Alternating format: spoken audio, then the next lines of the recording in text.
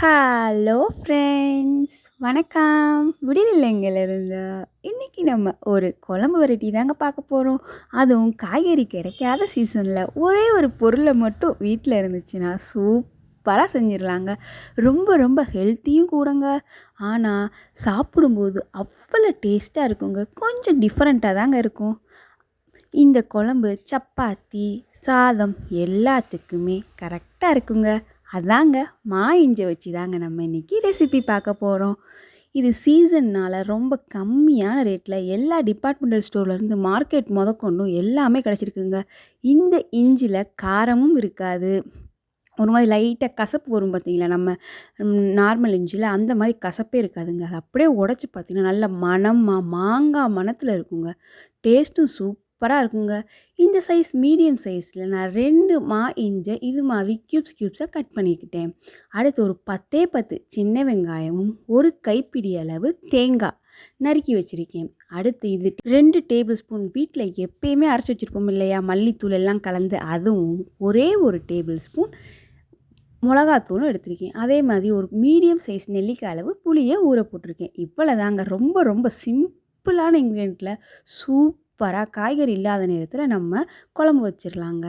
அடுத்து ஒரு மிக்ஸி ஜாரில் இந்த இஞ்சி இருக்குது பார்த்தீங்களா, இஞ்சி, அதை போட்டு நல்லா தண்ணி ஊற்றாமல் லைட்டாக கொரன்னு அரைச்சி வச்சுக்கோங்க.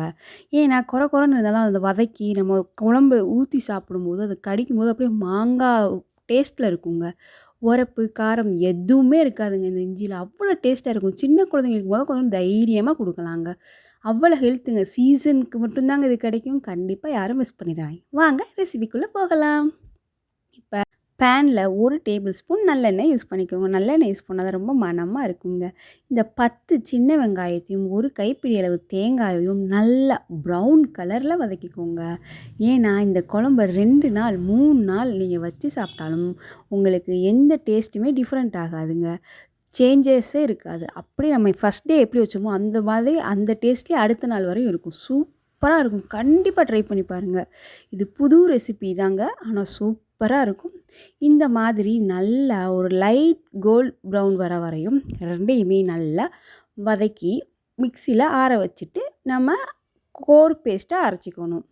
இப்போ அதே கடாயில் ஒரு 2லேருந்து 3 டேபிள் ஸ்பூன் நல்லெண்ணெய் ஊற்றிக்கணும்.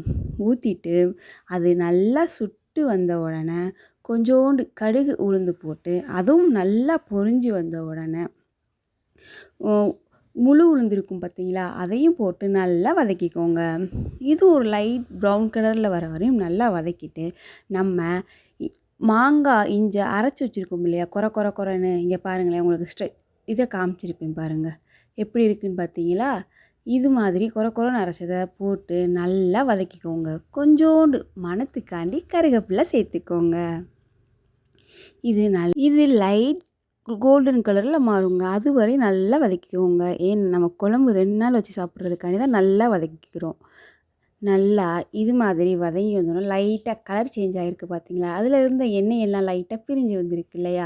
அடுத்து நம்ம வதக்கி வச்சுருக்க வெங்காயம், தேங்காய், அதோட நம்ம 2 டேபிள் ஸ்பூன் மல்லித்தூள் வச்சுருந்தோம் இல்லையா, 1 டேபிள் ஸ்பூன் மிளகாத்தூள் வச்சுருந்தோம் இல்லையா, தனி மிளகாத்தூள், அதையும் போட்டு நல்லா கொரன்னு ஃபஸ்ட்டு அரைச்சிட்டு அடுத்து தேவையான அளவு தண்ணி ஊற்றி இது மாதிரி நைஸ் பேஸ்ட்டாக அரைச்சி வச்சுக்கோங்க. இது மாதிரி அரைச்சிக்கிட்டால் தான் குழம்பு கன்சிஸ்டன்சி நல்லா நிறையா கிடைக்கும். ஒரு மீடியம் ஃபேமிலி ஒரு 4 பேர் இருந்தாங்களா 2 வேளைக்கு நல்லா தாராளமாக வச்சு சாப்பிட்லாங்க. இது மாதிரி நல்லா வதங்கி வந்த உடனே நம்ம புளியை கரைச்சி வச்சுருக்கோம் இல்லையா, எலுமிச்சம்பழம் அளவு புளியை தேவையான அளவு தண்ணி ஊற்றி கரைச்சி வச்சுருக்கோம் இல்லையா, அதை ஊற்றி இந்த இஞ்சையும் புளியவும் நல்லா கொதிக்க விட்டுக்கோங்க. கொதித்து இது 2மே நல்லா கன்சிஸ்டன்சி கரெக்டாக வந்து அந்த எண்ணெய் லைட்டாக பிரிஞ்சு வரும். நல்லா இது மாதிரி எண்ணெய் நல்லா பிரிஞ்சு வந்த உடனே நம்ம அரைச்சி வச்சுருக்கோம் இல்லையா, அந்த பேஸ்ட்டையும் போட்டு நல்லா கலந்து விட்டுக்கோங்க. ஒரு மீடியம் ஃப்ளேமில் கலக்கிற வரையும் வச்சுக்கோங்க. வச்சுட்டு அடுத்து ஹை ஃப்ளேமில் ஆக்கிக்கலாம். இது மாதிரி நல்லா கலக்கி விட்டு உங்களுக்கு தேவையான அளவு எவ்வளோ தண்ணி தேவைப்படுதோ அந்த மிக்சியில் அரைச்சி வச்சுருப்போம் இல்லையா, அந்த மசாலா ஒட்டியிருக்கோம் இல்லையா, அந்த தண்ணியும் ஊற்றி கன்சிஸ்டன்சி எப்படி இருக்குதுன்னு பார்த்துக்கோங்க. எனக்கு இந்த கன்சிஸ்டன்சி ஒரு 1/2 டம்ளர்லேருந்து 3/4 டம்ளர் ஊற்றினாலே கரெக்டாக இருந்துச்சுங்க.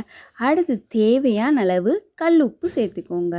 நார்மல் சால்ட் கரைச்சாலும் ஓகேங்க, நோ ப்ராப்ளம்ங்க. அது மாதிரி நல்லா கொதித்து வந்த உடனே தலை தலைன்னு மேலே அழகாக எண்ணெய் பிரிஞ்சு வந்துடுங்க. எண்ணெய் பிரிஞ்சு வந்தால் தான் குழம்பு கரெக்டாக வெந்து பக்குவமாக இருக்குதுன்னு அர்த்தங்க.